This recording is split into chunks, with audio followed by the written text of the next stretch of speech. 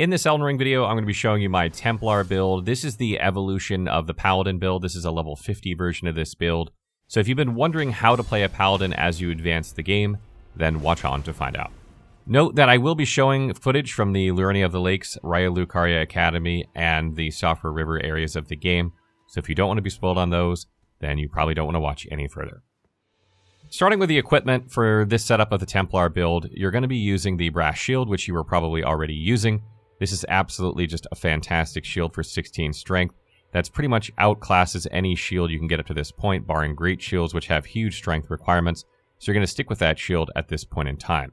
The sword I'm using for this build is the Noble's Slender Sword. This drops from the nobles that kind of wander around the landscape in packs. You can find them in Raya Lucaria, you can find them in Liurnia of the Lakes, you can find them in Limgrave. It does take a while to farm this sword. It took me about an hour and a half.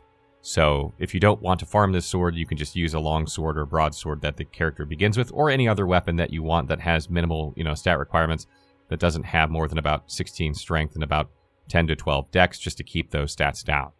The reason I chose this sword for this build is that it has slightly longer reach than the long sword, and it has slightly better critical rating. It has 110 critical rating versus 100, and you do stagger enemies regularly with this build, which means when you go in for that critical strike, you're going to deal more damage. It deals a little bit less damage on average per attack in exchange for a little bit more critically. So probably overall, it's probably a wash between the damage, but you do have a little bit more reach than you do with the longsword, and that can be really important. As far as armor pieces for this build, I use the Great Helm because it looks very Templar-y, just at pure fashion. It's very heavy, has good defensive stats, and I use the Mausoleum Knight set, which is what you're seeing on the screen here. This just looks fucking awesome, has very good defensive stats, and I'm using the Knight set for the gauntlets and legs. If you use these 4 pieces, then you'll look exactly the way I look now. For talismans, I'm using the Green Turtle Talisman, the Assassin's Cerulean Dagger, and the Curved Sword Talisman. The Green Turtle Talisman is absolutely vital for this build because you just chew through stamina, you're blocking and attacking, and you need to recover stamina as quick as possible in order to be able to keep blocking and not get guard broken, and to be able to go on the offensive. The Assassin's Cerulean Dagger might seem out of place here because it gives you FP back on critical strikes, and you might think, well, how are you doing critical strikes with this build? I'll be talking about that here in just a little bit. But it's good for getting FP back. That allows you to stack a lot of your flasks to the HP side of things and get away with few FP flasks because you can just regain it throughout the natural course of combat. And a lot of the weapon abilities you use and spells you use cost a lot of FP, so this will help manage your FP a little bit well. You can absolutely sub this one out if you want something else, like the Blessed Dew Talisman is also a great pick here, or Erdtree's Favor. If you like either of those, you can sub this one out for that. And lastly, we're utilizing the Curved Sword Talisman. This enhances your block counter damage. This is absolutely outstanding for this build because you do tons of block counters and you want them to hit as hard as possible. So what is a block counter? A block counter is when you block an attack with your shield and then immediately hit R2, and you consume quite a bit of stamina to do sort of like an upward slash in this case with this weapon, and it deals substantial damage, and it's very fast, and it deals incredible stagger damage. Usually it will stagger average enemies, regular enemies, in one hit, which allows you a critical strike, which then is where the Assassin's Cerulean Dagger comes into play. It usually takes 2 on some enemies and then 3 on like bosses and things like that, but you are absolutely going to be a stagger machine when you are playing this build. Like if you're playing co-op and you're tanking for everyone, you're going to be staggering bosses regularly, allowing your team to just go to town on them when they're down on one knee. In some ways, this is a very defensive build. It's very reactionary because basically the way you're going to play is you're going to approach enemies with your shield up, wait for them to connect with your shield, and then hit R2. It's not sort of dissimilar from a parry build, except it's easier to do because you don't have to parry time the window for a parry. You can instead just wait for them to hit your shield, and you have like maybe a half second afterward to hit R2. This is where the Ash of War Barricade Shield comes in super handy because it costs very little FP and it reduces the stamina damage you take when blocking, so you're going to actually lose very, very little stamina when blocking. And enemies tend to rebuff off it, so if they hit your shield, they rebuff off, and then when you go to do your block counter, you're not in any danger of a follow-up attack for them a lot of the time. And again, because that costs FP as well, that Assassin's Cerulean Dagger helps to regain some of that FP. The 2 spells we use for this build are Blessing's Boon and Aspect of the Crucible's Tail. Blessing's Boon is absolutely fantastic. It puts a heal over time on you and friendly allies in a radius around you. And you can actually hold R1 and just like wait for them to get around you and then let go, so you can kind of preemptively cast it if you know they're going to like come to you. But it's really, really good even when you're playing solo, because if you're using something like the Blessed Dew Talisman and then you put this on you, it lasts like, I don't know, 90 seconds or 2 minutes. It's got a pretty long duration. You're going to have a lot of health regen naturally over the course of a fight, and then you're going to have the, you know, FP replenishment from Assassin's Cerulean Dagger, so you don't really have to worry about using potions too much in fight. You can worry about fighting during the fight, which is fantastic. The other spell that we use for this is Aspect of Crucible's Tail. This is your AoE ability. This class has very, very little AoE, especially using a straight sword. It doesn't have like a wide arcing swing, so you need that AoE, and this thing has pretty good poise too. If you get about halfway through the casting time, if you hold down R1, it's pretty much uninterruptible almost.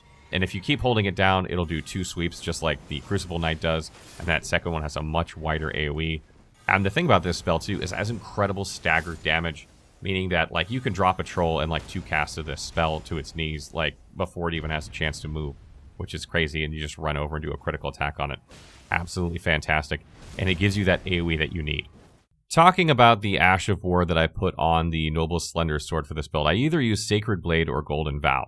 Sacred Blade is good to give you a ranged option, and it buffs your damage for about 15 seconds, and you do absolutely incredible damage during this time. So if you need burst DPS, like if you're fighting Renala or something and she's about to drop, you throw out a blade and then you're buffed for 15 seconds, so when you're attacking her, you do incredible damage. Really, really good if you can pull this off repeatedly and keep this buff up. It's kind of hard to do like in fights with aggressive bosses because it takes about a second to pull this off, so it's not always useful. But the damage is absolutely incredible when you need it. And also it's good in like catacombs areas where they're undead, because if you hit enemies with it, the undead enemies, while your blade is buffed, they don't regenerate. So it's really good for dealing with scenarios where they have like a lot of skeletons and you just can't be asked to try and hit them again when they're on the ground. Golden Vow is got a longer buff period, and it increases your defense as well as your attack. It doesn't give you nearly as much attack, but it also buffs your group, including spirit summons. So if you plan on summoning spirits, or if you plan on co-oping, it's really good. You combine that with the heal over time ability, or spell rather. Then you can really, really buff your party and play like that Paladin playstyle if you want. Talking about stats for this build, what I've done is increase my vigor to 20, my endurance to 20, and then met the minimum requirements for the brass shield at 16 strength, obviously.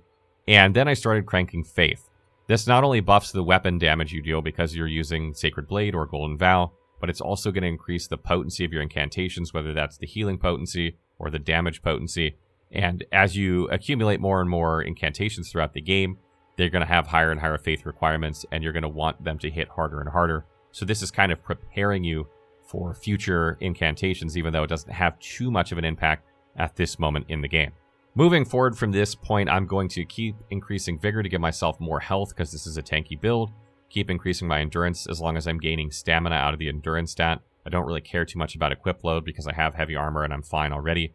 And keep increasing faith to use better and stronger incantations, and to make sure my weapon does more damage and that those incantations do more damage.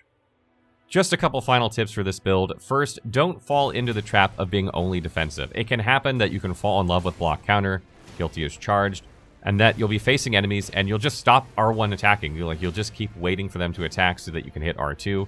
And sometimes you'll miss openings where you could literally just deal damage to an enemy or a boss because you didn't hit R1 because you're just sitting there waiting to hit R2. So don't forget to R1 when you can, and make sure you're ready for your block counter, but don't forget that you can actually attack with R1. Use Barricade Shield liberally. Anytime you're facing a tough enemy or an enemy that has a hard-hitting weapon that, is going to take substantial stamina off if you block, make sure you use Barricade Shield, or even a bunch of little enemies, because that stamina can, the amount of stamina they rip off you can pile up real fast if you're blocking 3 or 4 attacks in a row. So when in doubt, use Barricade Shield. It actually puts your shield out for like a split second while you're casting it. That actually will block attacks even though you're not holding the block button when you're pressing it. So that's really good. Another thing I want to mention with this build is that the charged R2, or when you hold R2 completely until it actually fires, or does a thrust attack in this case, does incredible stagger damage. It does about the same amount of stagger damage as a block counter. So some enemies that maybe take like 2 block counters to stagger, if you get in 1 good thrust and then a block counter, you'll stagger them. Or the bears, for instance, like in the Mistwood Forest, they take 3 block counters. So if you can get in 2 block counters and a thrust, you'll actually stagger them. So keep that in mind. In some cases, you can lead a fight with a thrust, like sneak up, get a thrust on them, and then get 2 block counters or a block counter and stagger the enemy.